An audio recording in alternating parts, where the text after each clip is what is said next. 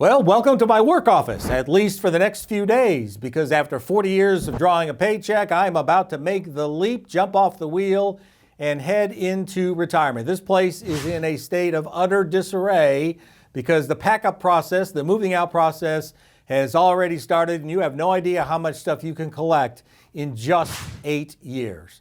So a little bit about myself. For more than 3 decades, I was a news reporter, which really was more of an identity than a career. Then following that, for the last 8 years or so, I've been working with a suburban county government as a director. But I'm about to leave and head off into retirement. Now here's the unique situation. You can get a ton of information from experts about retirement, how to handle it, how to deal with it, some good advice out there about what to do when you are thinking about retiring. I'm in a unique position. I'm about to do it. I've already dropped the hammer. I'm ready to leave.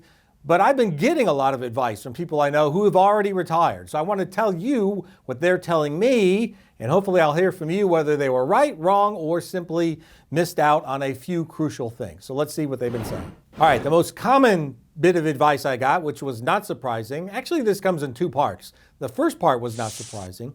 It is have a plan, or as one retiree who was in the Boy Scouts told me, be prepared. And the first part of that is financial, which is obvious. You want to make sure that you have enough money saved and enough income coming in to live the life that you want to live once you retire. And that part's fairly simple. Maybe you go to a fee-only financial advisor and get a checkup and have that person tell you whether or not you'll be able to live the way you want to live once you start entering into retirement and quit getting those paychecks. But after that, it becomes pretty darn complicated. Maybe you're like me. You not only have a diverse portfolio, but you've got that portfolio in diverse locations, right? You got a 401k, 401a, 457, a 529, Roth IRAs, regular IRAs, inherited Roth IRAs, managed brokerage accounts you manage yourself, savings, checking, and all that. It can be very complicated to figure out where the money you use in retirement should come from,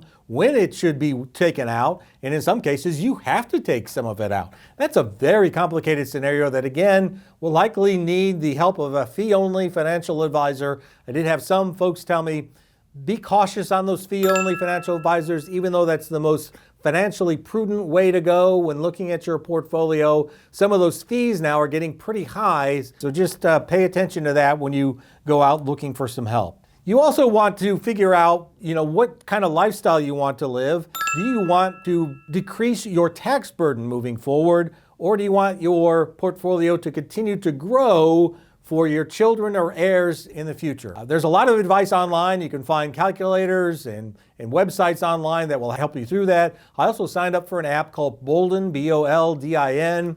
I've been using that only for a limited amount of time. It's given me a good picture about where I stand heading into retirement. But those questions about where my money should come from, or should I move it around, or should I do Roth IRAs, I haven't dug into those features enough to let you know whether Boldin's a thumbs up or thumbs down. It's about $120 a year to subscribe. You get a weekly newsletter with advice. So I will let you know going forward whether or not that's a good thing or not. Second part of the have a plan, which was a little surprising to me, is have a plan for retirement, for what your retirement looks like. That doesn't mean you have to have your calendar all laid out ahead of you for the first couple of weeks after retirement, but just get it in your head what you want retirement to look like. And for me, when I talk to these people, it's all over the place. I have a couple who just want to chill, just want to grab their own calendar, do what they want, figure things out as they go along, but they do want to take some downtime, weeks or months, to recover from a long working career when they've been punching in and hitting deadlines and all that. I've got somebody else who, with her husband, they've planned 9 trips in the coming months. I got somebody else who wants to work with nonprofits in something that's completely unrelated to their career. And I've got another friend who's going to take a week or 2 off, then jump right back into her career, but only on a part-time basis. But have a plan in your mind what you want that to look like, because so many people told me that if you hit retirement, you have no clue, you've got no plan. That raises the anxiety level, right? It increases your doubts about whether you should retire because you really don't know what you've gotten yourself into. But if you have a plan in place, if you know what you want to do, even if it's to do nothing, that will help you out. A lot of people told me, another piece of advice, focus on your health. You only have so many years in retirement to do the physical things that maybe you've been wanting to do or take the trips and all that good stuff. And when you retire, you have more of an ability, they tell me, to focus on your health. And for me, I hope that's true because my blood pressure is too high, my weight is too high, and I'd want to really focus on getting both those things under control in my retirement time. But they say once you retire, you can focus on eating right and getting not only the exercise, but the proper exercise you need to truly enjoy retirement. Next bit of advice I got, this was a little surprising. Make an effort to learn or do new things. Do stuff that you have never done before in your life. Maybe you didn't even think you would do.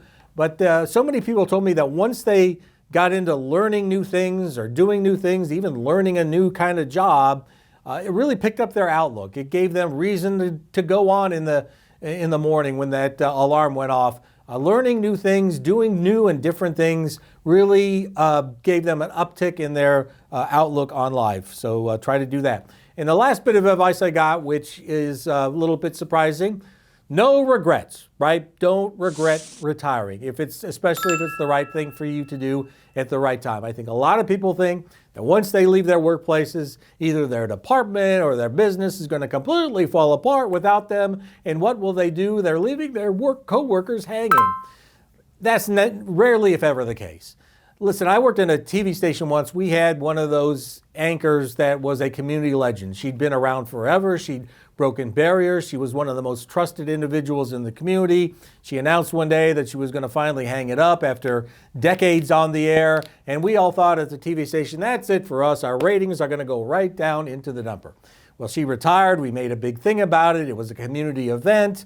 But after that, we found that our ratings actually ticked up. I think maybe people were curious what the TV station would look like, and they largely stayed there for a long period after she left. And that showed me that you could be the biggest wheel in your company or your department, but if you leave, they will find a way to fill your shoes and keep moving on. All right, so that's some of the advice that I've been getting as I prepare to leave this cluttered office and head off into retirement. What do you think about the advice? Was it spot on? Did they miss some stuff? Was it close? What else would you tell me? Please leave those thoughts in the comments to this video, and I will keep pumping out these videos to let you know how this journey is going.